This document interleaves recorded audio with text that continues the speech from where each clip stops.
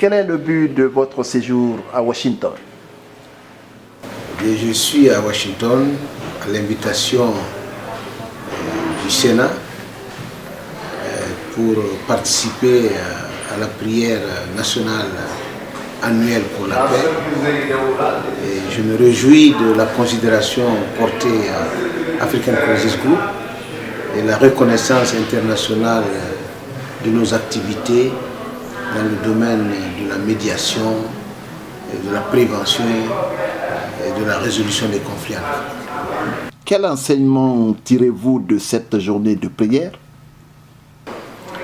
Oui, c'est plein d'enseignements. Je dois d'abord me réjouir et me féliciter de l'accueil qui m'a été réservé, de l'attention qui m'a été portée. J'ai été reçu en audience par plusieurs sénateurs. J'ai été invité par un comité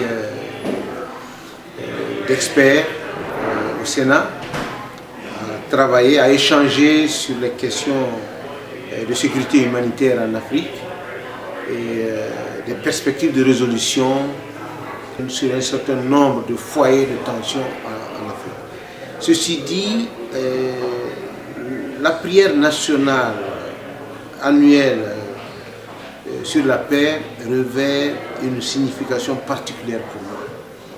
Du point de vue de la perception des relations humaines, beaucoup de choses nous divisent malheureusement aujourd'hui. Alors, quand on retrouve dans un espace des hommes et des femmes de différentes sensibilités, de différents horizons, qui se retrouvent au moins une fois par an pour prier et demander la paix pour toute l'humanité d'une manière générale, ceci est impressionnant. Il y avait des congressmen de toutes les tendances. Et le président Donald Trump est venu pour faire sa communication. Pour une fois, à un moment donné, nous avons eu l'impression que les représentants américains avaient mis la politique de côté et prié pour la paix. Et 3000 invités participants, 140 pays représentés, c'est un événement majeur. Et je pense que de ce point de vue, l'Afrique peut donner encore un exemple. Et cette capacité à se retrouver comme nos ancêtres l'ont fait et comme les pères fondateurs des différentes républiques en Afrique l'ont fait, réfléchir sur ce qui peut nous unir. Lors de votre dernier séjour à Washington, nous avions parlé de la problématique de la modification des constitutions en Afrique. Est-ce vraiment cette question à l'ordre du jour en Guinée? Oui, la question est pendante. Ce n'est pas seulement pour la Guinée. Tout se passe comme si la gouvernance africaine, par période et par cycle, est confrontée à de nouveaux concepts, des concepts retardataires. Les modifications des constitutions à des fins de prolongement de mandat sont de nature à créer un dysfonctionnement ou un déséquilibre dans le fondement de nos sociétés. La question est collective. Et il s'agit de se poser deux questions.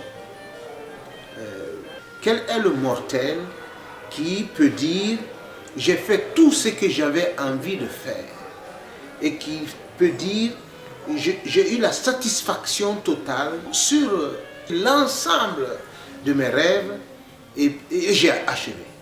Je pense qu'il y a un héritage à laisser et cette préoccupation est humaine et elle est africaine particulièrement dans la mesure où nos sociétés n'ont pas encore connu le bien-être tout court. Le bonheur est toujours recherché et nous l'avons à portée de main sur le plan de l'environnement, sur le plan démographique et aujourd'hui il y a un potentiel intellectuel à l'intérieur de l'Afrique comme dans la diaspora, il y a un potentiel humain très représentatif de nos ambitions. Alors, ce qui pose problème, c'est la conception africaine du pouvoir.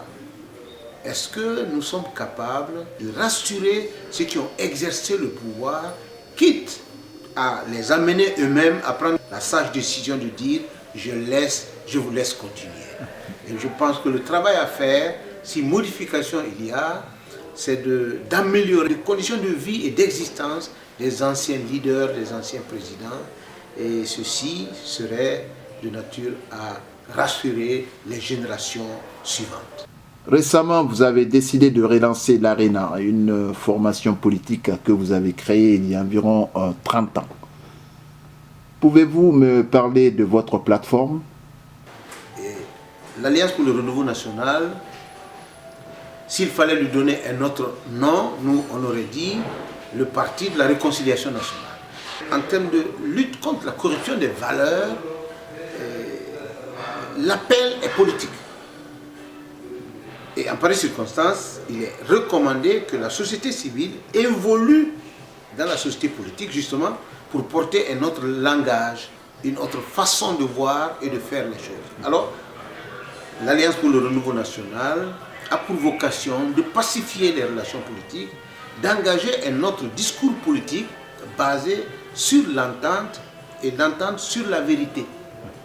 Donc la capacité à se dire la vérité et à s'accepter mutuellement.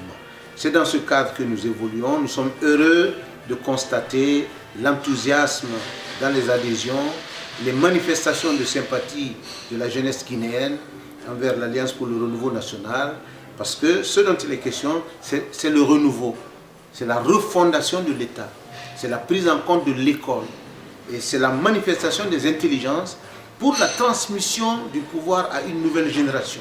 Dr Condé, merci d'être venu sur Allo Africa News. Je vous remercie.